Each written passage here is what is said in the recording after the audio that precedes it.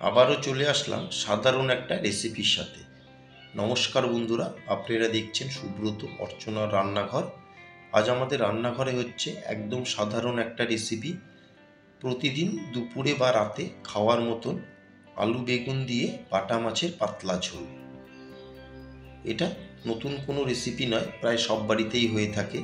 তবে আমি কি করে বানিয়ে নিচ্ছি সেটাই আজ আমি আপনাদের সাথে শেয়ার করতে যাচ্ছি। আসুন দেখে নেওয়া যাক আমার আজকের রেসিপি, একদম কম তেল মশলায় আলু বেগুন দিয়ে বাটা মাছের পাতলা ঝোল।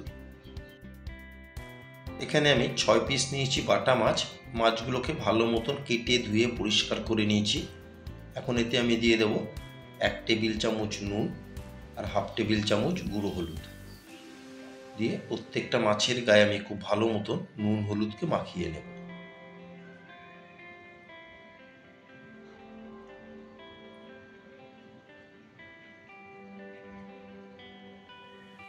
মাছের গায়ে খুব ভালো মতন আমি নুন আর হলুদ মাখিয়ে নিলাম।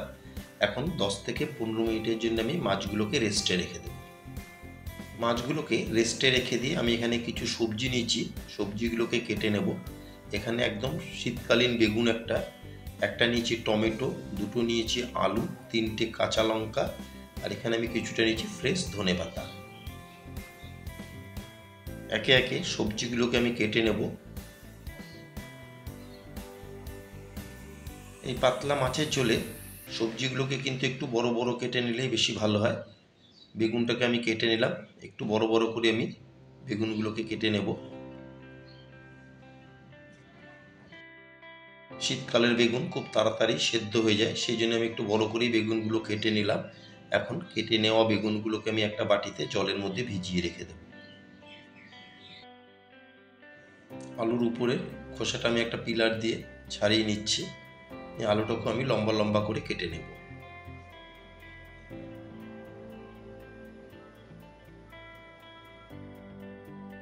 খোসা ছাড়িয়ে আলুগুলোকে আমি এরকম লম্বা করে কেটে নিলাম। এখন কেটে নেওয়া আলু আর বেগুনকে আমি জলে ভিজিয়ে রেখে দেব। আলু আর বেগুন কিন্তু সবসময় কেটে জলে ভিজিয়ে রাখতে লাগে, নইলে কালো হয়ে যাবে। এখন আমি একে একে লঙ্কা, টমেটো আর ধনেপাতাগুলোকেও কেটে নেব। আমি এখানে 3টে কাঁচা লঙ্কা দিচ্ছি, ঝালটা আপনারা আপনাদের হিসাব মতন বাড়িয়ে বা কমিয়ে নেবেন। টমেটোটাকে আমি লম্বা লম্বা করে কেটে নেব। সব সবজিগুলো আমি একটু বড় বড় করে কেটে নিয়েছি। ধনেপাতাকেও আমি এরকম মিহি করে চপ করে নেব। সমস্ত সবজি কেটে আমি ফিরে এলাম। গ্যাসের ফ্লেম অন করে একটা ফ্রাই প্যান গরম করে এতে দিয়ে দিলাম পরিমাণ মতন সর্ষের তেল। তেলকে বেশ ধোঁয়া ওঠা গরম করে নিয়েছি। এখন এর মধ্যে আমি দিয়ে দেবো একে একে নুন হলুদ মাখিয়ে রাখা মাছ।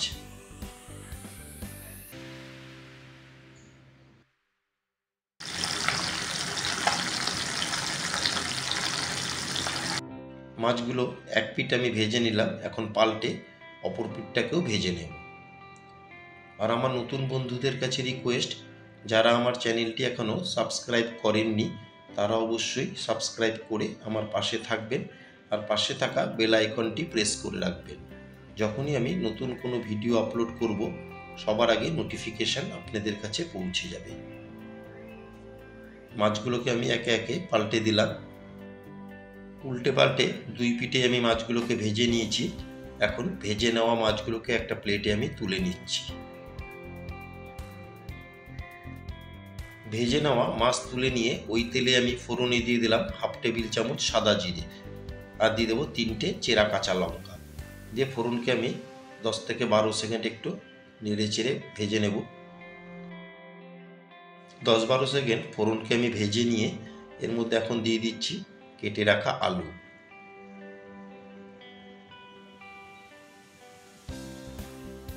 আলুকে আমি 1-1.5 মিনিট ভেজে নিয়েই এতে দিয়ে দিলাম আমি হাফ টেবিল চামচ নুন।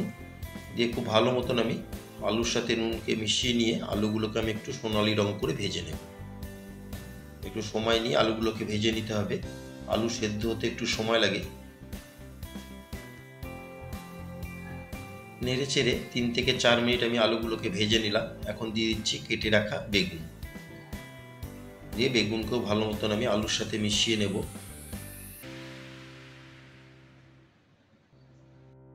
আলু আর বেগুনকে খুব ভালো মতন মিশিয়ে এখন একটা কভার দিয়ে আমি 3 থেকে 4 মিনিট রান্না করে নেব। এতে করে আলু বেগুনটা একটু সেদ্ধও হয়ে যাবে। মিনিট 4 আমি কভার দিয়ে আলু আর বেগুনকে একটু ভেজে নিলাম। দেখুন আলু আর বেগুনটা প্রায় আমার অনেকটাই সেদ্ধ হয়ে গেছে। এখন একবার ভালো মতন আমি মিশিয়ে নেব।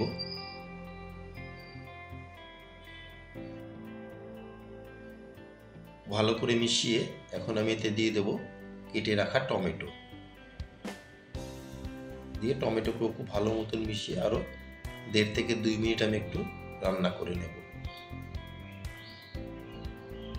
এর মধ্যে কিছু গুঁড়ো মশলা আমি দিয়ে দিচ্ছি। প্রথমে দিয়ে দিলাম 1/2 টেবিল চামচ কাশ্মীরি লাল লঙ্কার গুঁড়ো, 1/2 টেবিল চামচ দিয়ে দিলাম ধনের গুঁড়ো, 1/2 টেবিল চামচ দিয়ে দেব জিরের গুঁড়ো, আর 1/4 টেবিল চামচ দিয়ে দেব গুঁড়ো হলুদ। নুনটা আমি আগেই দিয়েছি, পরে একবার আমি চেক করে নেব, যদি নুন লাগে তবে নুন দিয়ে দেবো একটু। দিয়ে সমস্ত মশলার সাথে খুব ভালো মতন আমি আলু বেগুন টমেটোকে মিশিয়ে গ্যাসের ফ্লেম মিডিয়ামে রেখে আমি একটু সময় নিয়ে কষিয়ে নেব। সামান্য একটু দিয়ে দিলাম জল, যাতে মশলাগুলো নিচ থেকে জ্বলে না যায়। মশলা দিয়ে খুব ভালো মতন আমি মশলার সাথে সমস্ত সবজিকে কষিয়ে নিয়েছি। এখন এতে দিয়ে দেবো পরিমাণ মতন জল। মাছের এই পাতলা ঝোলে জলের পরিমাণটা কিন্তু একটু বেশি দিতে হবে। জল দিয়ে সমস্ত সবজিকে আমি ভালো মতন জলের সাথে মিশিয়ে একটা কভার দিয়ে আমি 12 থেকে 15 মিনিট গ্যাসের ফ্লেম হাইতে রেখে ফুটিয়ে নেব। কভার দিয়ে আমি 15 মিনিট ঝোলকে ফুটিয়ে নিলাম। এখন একবার ভালো মতন আমি মিশিয়ে নেব। এর মাঝে একবার আমি আলুগুলোকেও চেক করে নিচ্ছি যে সেদ্ধ হয়েছে নাকি। দেখুন আলুগুলো কিন্তু খুব সুন্দর সুসেদ্ধ হয়েছে।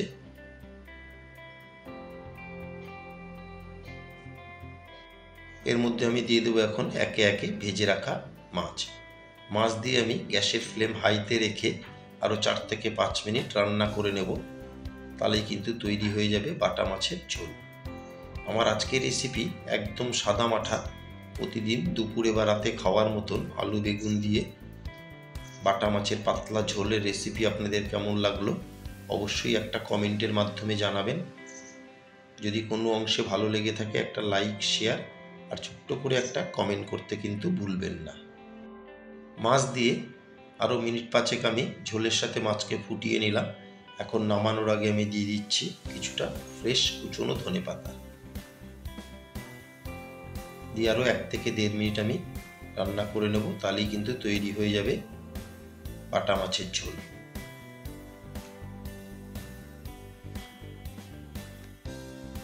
ধনেপাতা দিয়ে আরও মিনিট 1.5 আমি রান্না করে নিলাম। তৈরি হয়ে গেল আমার আজকের রেসিপি মাছের ঝোল। সবাই সুস্থ থাকবেন, ভালো থাকবেন। আবার দেখা হবে পরবর্তী একটা রেসিপির সাথে।